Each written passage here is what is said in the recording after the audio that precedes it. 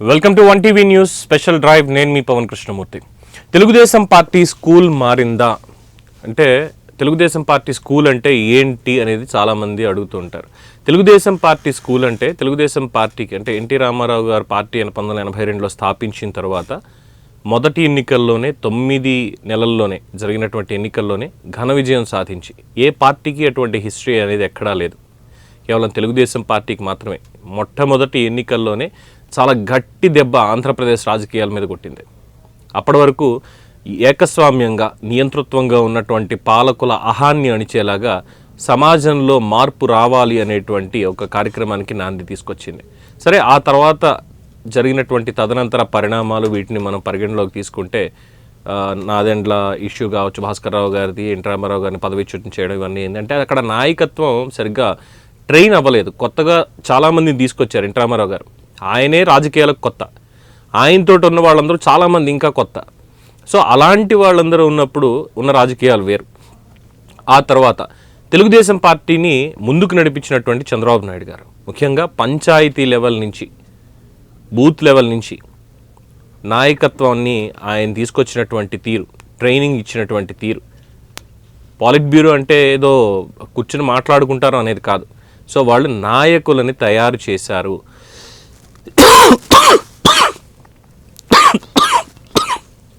క్షమించాలి, నాయకుల్ని తయారు చేశారు. అంటే తెలుగుదేశం పార్టీ స్కూల్ అంటే ఇక్కడ నాయకులు తయారు చేయబడును. ఎగ్జాంపుల్ చెప్పాలి అనుకుంటే తెలంగాణకి 2 ముఖ్యమంత్రులు ఉన్నారు. ఒకళ్ళు కేసీఆర్, తర్వాత ఇప్పుడు రేవంత్ రెడ్డి. ఇద్దరు కూడా తెలుగుదేశం పార్టీ నుంచి వచ్చిన వాళ్ళే, తెలుగుదేశం స్కూల్ నుంచి వచ్చిన వాళ్ళే. ఇలా చెప్పుకుంటూ పోతే ఎంతోమంది ఏ పార్టీని తీసుకోండి, ఆ పార్టీలో ఉన్న సగం మంది నేతలు తెలుగుదేశం స్కూల్ నుంచి వచ్చిన వాళ్ళు. అంటే హుందాతనమైనటువంటి రాజకీయాలు, వాళ్ళ మాట తీరు, ఇవన్నీ. పార్టీ స్టాండ్, ఒక నాయకుడు మాట్లాడుతున్నాడు, అది అధినేతకి తెలిసి మాట్లాడా తెలియకుండా మాట్లాడా అనేది లేకపోయినా ఆ నాయకుడు మాట్లాడుతున్నాడు అంటే ఎస్ పార్టీ స్టాండ్ ఇదే, అందుకే ఆయన మాట్లాడాడు అనేది అందరికీ ఉండేది ఆమోదయోగ్యంగా. కానీ ప్రస్తుతం ఉన్నటువంటి పరిస్థితిని చూస్తూ ఉంటే ఎవరి స్టాండ్, సొంత స్టాండ్ వాళ్ళు వినిపించుకుంటూ వెళ్ళిపోతూ ఉంటే దాన్ని పార్టీ స్టాండ్ అనుకోవాలా అన్నటువంటి ఒక పెద్ద ప్రశ్న వస్తుంది. అందుకే ఈ ప్రశ్న తలెత్తింది, తెలుగుదేశం పార్టీ స్కూల్ మారిందా? మరి ఈ మధ్యకాలంలో ఎంతమంది కొత్త నాయకులను తయారు చేశారు? నాయకత్వం తయారు చేయబడును అని చాలా గొప్పగా చెప్పుకుంటారు. మరి ఇక్కడ ఎంతమంది నాయకులని తయారు చేశారు, ఎంతమంది నాయకులు ఇప్పుడు బయటకు వచ్చారు అనేటువంటిదే ప్రధానంగా ఉంది. ఎందుకు చెప్పుకోవాల్సి వస్తుంది? ఇటీవల కాలంలో చూసాం, చేబ్రోలు కిరణ్ తెలుగుదేశం పార్టీ కార్యకర్త. అయితే అతనికి ఐటీడీపీ తోటి రిలేషన్ లేదు అని, అందులో ఎటువంటి పదవి లేదని, లేదంటే ఇంకో దానికని చాలా మాటలు అవన్నీ వచ్చాయి. అది వేరే విషయం. పోయి అతను తెలుగుదేశం పార్టీ కార్యకర్త, ప్రాథమిక సభ్యత్వం ఉంది. వైఎస్ జగన్మోహన్ రెడ్డి గారు వారి సతీమణి భారతీరెడ్డి గారి మీద చేసినటువంటి అత్యంత అనుచిత వ్యాఖ్యలు అనడానికి కూడా లేదు, అది అతి జుగుప్సాకరమైనటువంటి వ్యాఖ్యలు. అది పార్టీ లైన్ కాదు. ఎందుకంటే చంద్రబాబు నాయుడు గారు ముఖ్యమంత్రిగా ఇంకొక స్టేట్మెంట్ కూడా ఇచ్చారు, ఎవరైనా సరే సోషల్ మీడియాలో ఇటువంటి తప్పుడు కూతలు కూసిన మహిళల మీద తప్పుడు వ్యాఖ్యలు చేసిన అదే ఆఖరి రోజు గుర్తుపెట్టుకోండి అని. ఎవరికైనా సరే ముందుగా అతని ప్రాథమిక సభ్యత్వాన్ని రద్దు చేసిన తర్వాత అరెస్ట్ చేయించి ఇదంతా చేశారు.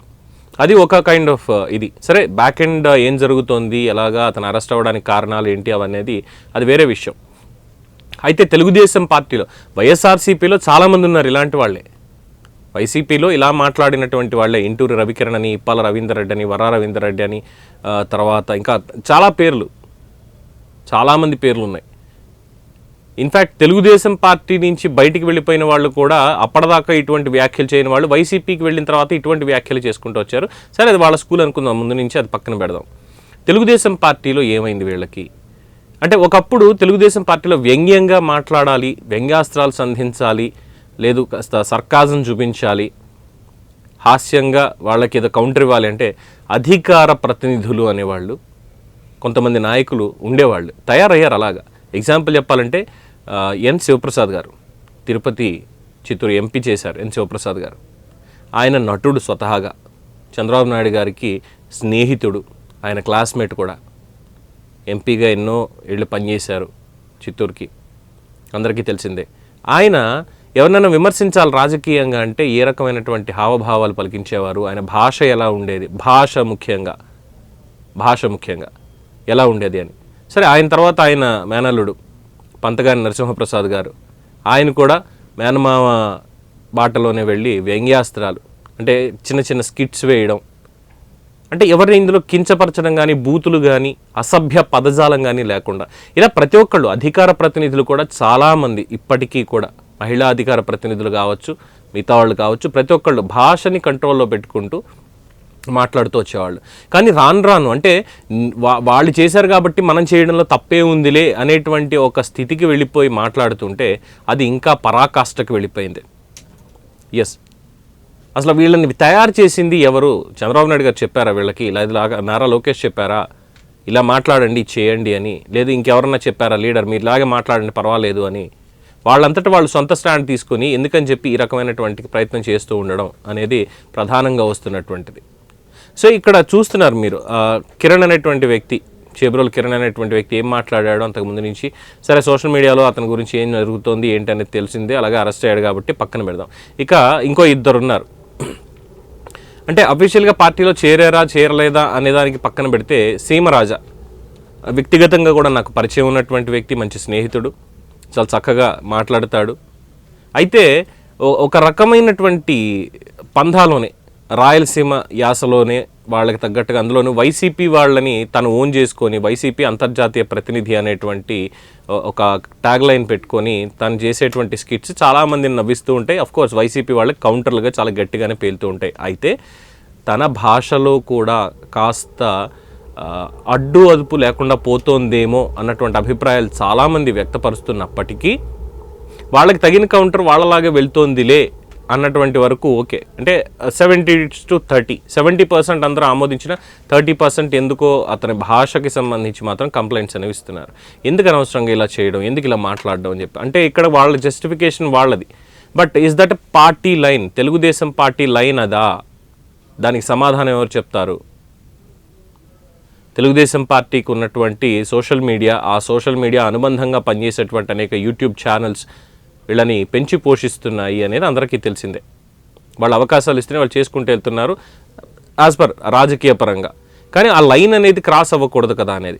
ఇక కిరాక్ ఆర్పి అనేటువంటి వ్యక్తి, పార్టీలో అతని స్థానం ఏంటి, పార్టీలో అతని పదవి ఏంటి? ఆయన ప్రాథమిక సభ్యత్వం తీసుకున్నాడు. ప్రాథమిక సభ్యత్వం తీసుకున్నంత మాత్రాన అందరూ మాట్లాడేయచ్చు అంటే ప్రతి పార్టీకి అధికార ప్రతినిధులు అనేటువంటి వాళ్ళు ఉంటారు.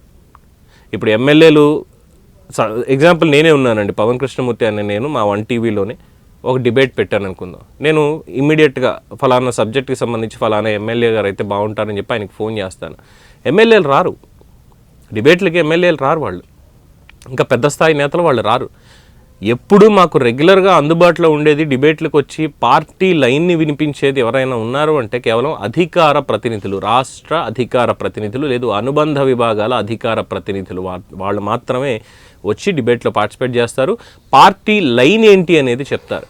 అప్పుడప్పుడు కొంతమంది వాళ్ళు కూడా డిబేట్లో ఒక్కొక్క మాట తీసుకొస్తూ ఉంటే అడ్డుకునేటువంటి పరిస్థితి మాది, ఎలా చేయం. కానీ పార్టీ ఏం చేస్తుంది? పార్టీ పరంగా సోషల్ మీడియాలో విచ్చలవిడిగా వెళ్తున్నటువంటి కిరాక్ ఆర్పి మాటలు ఒకసారి మీరు వినండి. వ్యంగ్యంగా మహిళలని, అంటే వైసీపీలో ఉన్నటువంటి వాళ్ళు, మిగతా వాళ్ళని అన్నాడని నేను అన్నాను, వైసీపీలో ఉన్నటువంటి రోజా కావచ్చు, లేదంటే మిగతా వాళ్ళు కావచ్చు, శ్యామల కావచ్చు, వీళ్ళు వచ్చి వాళ్ళ ఇష్టారీతిని వాళ్ళు మాట్లాడుకుంటూ వెళ్ళిపోతారు. అఫ్కోర్స్ అది వాళ్ళ పార్టీ లైనే. దానికి అధికార ప్రతినిధులు ఎవరైతే ఉన్నారో వాళ్ళు ఇవ్వాలి కౌంటర్ అనేది. కిరాక్ ఆర్పి అధికార ప్రతినిధి, అతను మాట్లాడే ప్రతి మాట పార్టీ లైన్ అనుకోవాలా? అతను చెప్పేటువంటిదంతా కూడా పార్టీ ఆమోదించేసింది అని భావించాలా అని చాలామంది ప్రశ్నిస్తున్నారు. మరి దానికి ఏం సమాధానం చెప్తుంది పార్టీ? ఎంతమంది కొత్త నాయకత్వాన్ని ఈసారి తీసుకురాగలిగింది? కొత్త నాయకత్వం అంటే తీసుకొచ్చి ఎన్నికల్లో నిలబెట్టేసి మంత్రి పదవులు ఇచ్చేయడం, లేదు అంటే ఎమ్మెల్యేలుగా గెలిపించేయడం, వదిలేయడం కాదు. ఆ పార్టీ ప్రతినిధిగా పార్టీని డిఫెండ్ చేసుకుంటూ, పార్టీ పథకాలని, పార్టీ లైన్ని ప్రచారంలోకి తీసుకెళ్తూ, ఎక్కడ అసభ్యతకి తావు లేకుండా, అనుచిత వ్యాఖ్యలకి తావు లేకుండా, సాక్ష్యాధారాలతో, వాక్పటిమతో తీసుకెళ్లేటువంటి వాళ్ళు ఎంతమందిని తయారు చేసుకోగలిగింది? ఇక్కడ ఎవరిని తప్పుపట్టాల్సిన అవసరం లేదు, అలానే ఎవరిని సమర్థించాల్సిన అవసరం కూడా లేదు. తెలుగుదేశం పార్టీ అయినా, వైసీపీ అయినా, కాంగ్రెస్ అయినా, బీజేపీ అయినా, సిపిఐ సిపిఎం అయినా, ఎవరైనా సరే నోరు మంచిదైతే ఊరు మంచిదవుతుంది. 151 సీట్లు గెలిచినటువంటి వైసీపీ అధమ స్థాయికి పడిపోయి కేవలం 11 సీట్లకి మాత్రమే మిగలడానికి ఆ నోటి దురద మాత్రమే కారణం. అందులో ఎటువంటి అభ్యంతరం లేదు. జగన్మోహన్ రెడ్డి గారు అవ్వచ్చు అధినేత, మంత్రులు అవ్వచ్చు, ఉప ముఖ్యమంత్రులు అవ్వచ్చు, ఎమ్మెల్యేలు అవ్వచ్చు, అధికార ప్రతినిధులు అవ్వచ్చు, సోషల్ మీడియా కార్యకర్తలు అవ్వచ్చు, సానుభూతి పరులు అవ్వచ్చు, ఎవరైనా సరే వాళ్ళ నోటి దురద వల్లే ఈరోజు వాళ్ళకి ఆ స్థితి పట్టింది. ఇలా తెచ్చుకోవడానికి ఇప్పటికీ ఇంకా మీరు ప్రయత్నం చేస్తారు, లేదు వాళ్ళ స్థానానికి మీరు కూటమి పెద్దలందరూ వచ్చేయడానికి ప్రయత్నిస్తారు అంటే ఏం చేయలేం. ఆఫ్కోర్స్ ఇందాక జనసేన పేరు చెప్పడం మర్చిపోయాను. జనసేనలో కూడా ఇటువంటి వాళ్ళు కొంతమంది ఉన్నారు. అంటే రెచ్చగొట్టడం, వాళ్ళు వచ్చి రెచ్చగొడతారు, వీళ్ళు రెచ్చిపోయి మాట్లాడతారు. జనసేన, టీడీపీ, బీజేపీ ఎవరైనా కాదు, ఎవరైనా సరే నోరు మంచిదైతే ఊరు మంచిదవుతుంది. సో ఇక్కడ తెలుగుదేశం పార్టీ స్కూల్ మారిందా అంటే అప్పట్లో ఉన్నటువంటి పెద్దలు ఇప్పటికీ ఉన్నారు, అధికార ప్రతినిధులు శ్రీనివాస్ చౌదరి గారు కానీ, కొమారెడ్డి పట్టాభిరామ్ గారు. సరే ఆయనకి ఇప్పుడు కార్పొరేషన్ పదవి ఏదో ఇచ్చారు కాబట్టి ఆయన రాకపోవచ్చు అనేది పక్కన పెడదాం. ఇంకా ఉన్నారు, జ్యోత్స్న గారు ఉన్నారు, జ్యోత్స్న తిరునగరి, ఇలాగ అధికార ప్రతినిధులు చాలామంది ఉన్నారు. మరి వీళ్ళు ఇటువంటి దానికి కౌంటర్ ఇవ్వాల్సింది పోయి, పార్టీ లైన్ ఏంటి అనేది వీళ్ళు చెప్పాల్సింది పోయి, మిగతా వాళ్ళందరూ వచ్చి సోషల్ మీడియాలో ఉన్నాం కాబట్టి పార్టీకి మేము వాళ్ళు మాకు చెప్పినా చెప్పకపోయినా మేము మాట్లాడేస్తాం, మేము చేసేస్తాం, మా ఇష్టం వచ్చింది ప్రెస్ మీట్లు పెట్టి మేము మాట్లాడేస్తాం. కీరావ కార్పి ఎంటర్టైన్మెంట్ ఫీల్డ్ నుంచి వచ్చాడు కాబట్టి కాస్త ఉంటుంది, అతనికి ఆ ఆదరణ అనేది, ఆ ఫాలోయింగ్ అనేది ఉంటుంది. టీఆర్పీలు చూస్తాయి ఛానల్స్ కానీ మిగతా వాళ్ళు కానీ. అతను మాట్లాడేదానికి తమ్నైల్స్ పెట్టడం, దిక్కుమాలను తమ్నైల్స్కొని పెట్టేసి పంపించేయడం. పోనీ అతను ఏమైనా ఊరుకుంటాడా అంటే సాఫ్ట్గా మాట్లాడి ఇదిగో వీళ్ళు అలా చేశారు, దీనికి ఆధారాలతో ఇది అని చెప్పేది లేదు. తనకు నోటికి వచ్చినట్టు తన నెల్లూరు యాస్లో అక్కడ ఉండేటువంటి కొన్ని బూతులో ఇంకోటి ఏదో అనుకోండి మొత్తానికి మాట్లాడుకుంటూ తను వెళ్ళిపోతాడు. ఇది పార్టీలైనా, పార్టీ ఇది నేర్పిందా? ఇది ఏం చెప్దాం అనుకుంటున్నారు ప్రజలకు మీరు అసలు ఈ విషయంలో? కిరణ్ కావచ్చు, సీమరాజా కావచ్చు, ఆర్పి కావచ్చు, లేదంటే ఇంకా కొంతమంది ఉన్నారు, పేర్లు గుర్తు రావట్లేదు సరిగ్గా. అప్పట్లో మేదరమెట్ల సురేష్ అనే ఒక వ్యక్తి ఉండేవాడు, తను మాట్లాడిన దానికి ఆ రోజు కూడా ఇలాగే అరెస్ట్ అయ్యాడు. అంటే ఒక అవగాహన లేనటువంటి వాళ్ళని, రాజకీయాలంటే ఏంటి, రాజకీయ పరిభాష అంటే ఏమిటి, పార్టీ లైన్ని ఎలా మనం ప్రొజెక్ట్ చేయాలి అనే దాని మీద సరైనటువంటి ఒక ట్రైనింగ్ అనేది కూడా లేకుండా సోషల్ మీడియాలో ఎవరో వాళ్ళు తిట్టారు కాబట్టి మీరు కూడా అదే తరఫున అదే రకంగా తిట్టేసేయండి, అదే రకంగా వీడియోలు రిలీజ్ చేసేయండి అన్నటువంటి ఒక ఆదేశం కేవలం సోషల్ మీడియా నడిపేటువంటి వాళ్ళు మాత్రమే చేయిస్తున్నారు అనేది ఒక ఆరోపణ. మరి వాళ్ళకు కూడా తెలీదా? వాళ్ళు చేసిందే మనం కూడా చేస్తే వాళ్ళకి మనకి తేడా ఏముంది అన్నటువంటి ఆ కామన్ లాజిక్ అది ఎందుకు వాళ్ళకి పట్టట్లేదు? ఈరోజు తెలుగుదేశం పార్టీ మీద బురద జల్లుతున్నారు కాదు, బురద కావాలని రాయించుకుంటున్నదిగో ఇలాంటి వాళ్ళందరినీ ఎంకరేజ్ చేసి. వీళ్ళని ఎంకరేజ్ చేయండి, పాజిటివ్గా ఎంకరేజ్ చేయండి.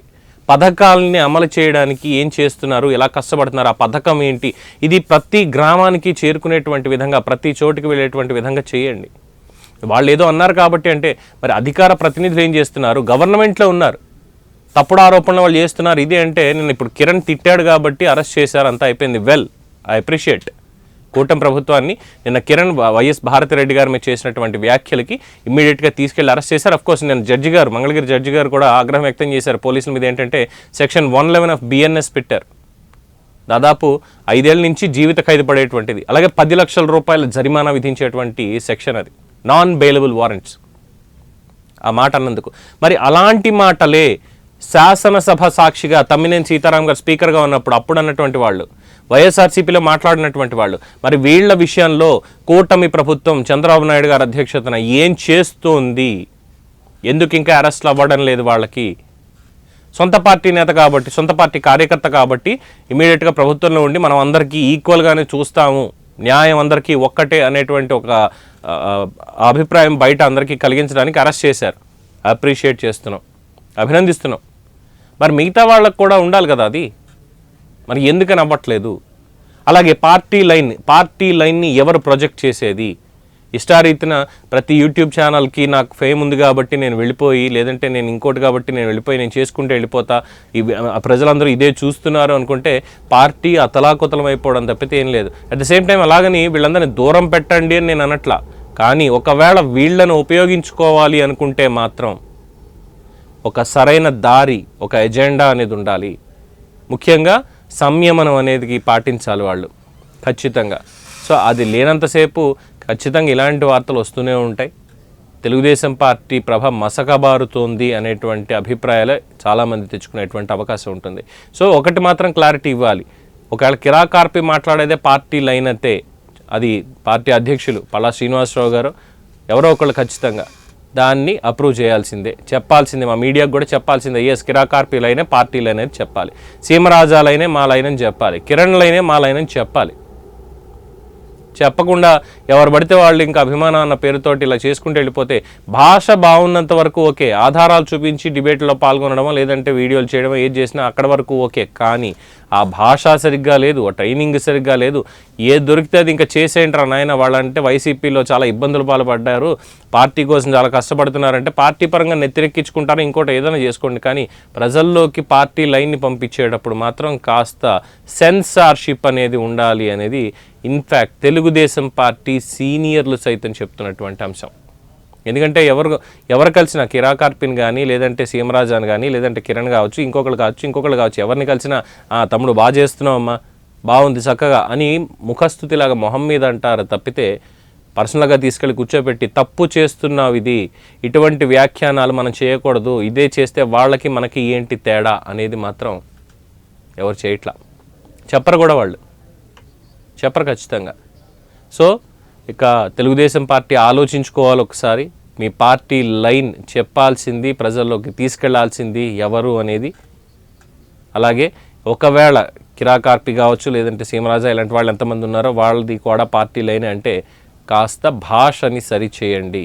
లేదంటే వైసీపీకి 11 మిగిలాయి, ఆ 11లో ఎన్ని మిగులుతాయి అనేది కూటమి పెద్దలే ఆలోచించుకోవాలి ఒకవేళ ఇలాగే కంటిన్యూ అయితే. అట్ ద సేమ్ టైం ప్రజల నుంచి కూడా వస్తున్నటువంటి డిమాండ్, మిమ్మల్ని తిట్టారా ఇంకొకరిని తిట్టారా అనవసరం, గత 5 ఏళ్లలో సోషల్ మీడియాలో ఇలా వ్యక్తిత్వ హననానికి పాల్పడిన వాళ్ళు కావచ్చు, మిగతా వాళ్ళు కావచ్చు, వైసీపీ నుంచి రెచ్చిపోయి మాట్లాడిన వాళ్ళు కావచ్చు, ప్రతి వాళ్ళ మీద కూడా చర్యలు తీసుకోండి అంటూ ముఖ్యంగా నిన్న కిరణ్ అరెస్ట్ చూసిన తర్వాత వస్తున్నటువంటి డిమాండ్. మరి తెలుగుదేశం పార్టీ స్కూల్ని మార్చుకుంటుందా? గత వైభవాన్ని అంటే గత నాయకత్వం ఏదైతే ఉందో అదే నాయకత్వాన్ని భవిష్యత్ తరాలకి అందించగలుగుతుందా? ఆ విధంగా ముందడుగేస్తుందా?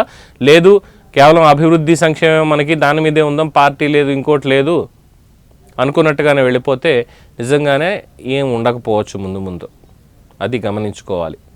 సో ఇది ఈరోజు 1TV న్యూస్ అందించినటువంటి స్పెషల్ డ్రైవ్. చూస్తూనే ఉండండి 1TV న్యూస్, ప్రతిక్షణం ప్రజల పక్షం.